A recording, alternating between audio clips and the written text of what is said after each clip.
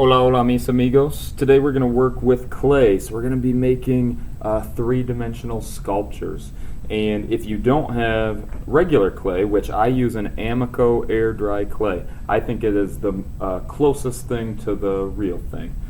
So it is air dry, so when you are finished with a project, you let it sit for about a few days or so. And then when it's all dry, you can paint on it and add layers and layers of detail. If you don't have access to Amico, Crayola makes an air dry brand. Then you could also use modeling clay. Modeling clay will not dry, and you can't paint it, but you could smush it and sculpt something again, or continue to add to it over and over. And believe it or not, the modeling clay I get are the three primary colors, those three main colors: rojo, red, amarillo, yellow, azul, blue. And if you remember my bin of modeling clay at school, it is no longer the primary colors, because when you mush it all together, you get a neutral, grayish brown, muddy color. So again, color theory, you mix all the primaries together, boom, you get mud. All right. And if you don't have modeling clay, you can use other materials for sculpture. You could use toilet paper tubes, paper towel tubes, wood scraps, found objects, truly anything.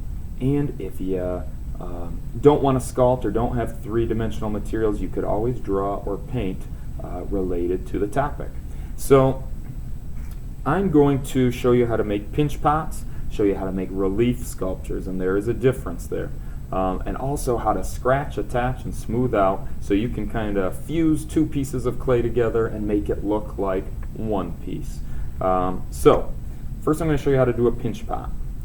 So a pinch pot, you would take a piece of clay like this. It's all mushy and weird, so I want to make it a nice smooth ball first. So always make your clay a nice smooth ball. I'm going to roll it around in my hands like this and make a nice smooth ball. Boom. Now that it's a nice smooth ball, I'm going to put it in one hand and use my thumb on the other hand to pinch inside. And now I do not want it to go all the way through to the bottom and make a donut. No. I want to go almost to the bottom. So when I push my thumb in, you got to be able to hold it on your thumb like that. So it did not go all the way through. Then while my thumb is still in there, I'm going to take my other fingers, put them on the outside, and pinch and press all the way around until I have even pressure and even sides all the way around. So I'm pinching, I'm pressing. I don't want the walls of my pot too thick. I don't want them too thin, because if they're too thin, they might break. If one side is thick and one side's thin, well, the thick side, it'll always tip over. We don't want that. And if it's too thin and it breaks, you'll be gluing it together for ever and ever. So we want it even on both sides. If it is not stable and still tips over, my trick is I hold the pinch pot from the top, and on my messy mat, I gently tappy tap tap. And then it's flat on the bottom, and if it's flat, it'll sit right on a table and it won't tip over. Amazing. All right, and I'm going to show you, you can really do anything with a pinch pot. It can also be the start of a new sculpture. So I am going to show you a video about Wayne Thiebaud. Wayne Thiebaud is an artist who loved dessert, and you know what? I love dessert too. I have a big sweet tooth. So I'm going to, for his birthday, make a Wayne Thiebaud cupcake. So I'm going to make another pinch pot using the same technique, pinching and pressing.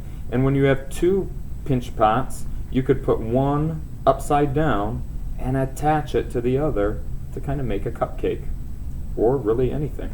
So I might tappy tap tap that other pinch pot so it's flat at the rim. I'm going to do it on this one too, so it's flat too. Tappy tap tap. So flat. Then with a pokey tool or a toothpick or even a plastic fork or anything else you have, maybe even an old pencil that you don't want to write with anymore, you could scratch, scratch, scratch, and then attach, attach, attach. So we're going to use different lines and textures with my pokey tool to go all the way around on that flat surface. It's going to look like a checkerboard or tic-tac-toe board, crisscross applesauce. But you got to do it on both pieces. So you can't pick favorites, you got to do it to both. Scratch, scratch, scratch. So So make that texture with those lines. You could go horizontal, vertical, or diagonal, and you can work on your line vocabulary too. You could even go a little wavy and curvy. Once you have lines on both, now I got to remember, okay, this one's flat on the bottom, I want that to be the bottom. You got to get water. So I have a cup of water, I'm going to get my finger wet, and I'm going to tap, tap, tap all the way around on those texture marks. You want tap, tap, tap. You want the texture, and you also want it to be wet. So that water with the texture, scratch and attach, acts like glue so that those pieces of clay will stick together and stay together. Now I'm going to gently squish. We don't want to Hulk smash it. Gently squish together there. And see how it looks like there's a line separating them?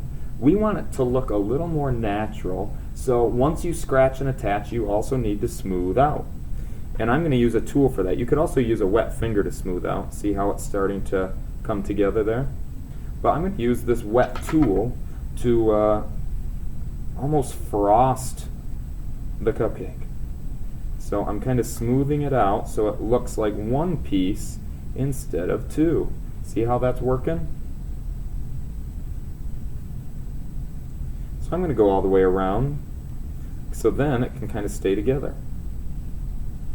Boom. I'm also going to continue using that wet tool to make swirls and frost the rest of that top there. Boom, boom, boom, boom, boom. You can make sprinkles with the end of your tool or a pokey tool, kind of like that. I might even make lines in the bottom to look like a cupcake wrapper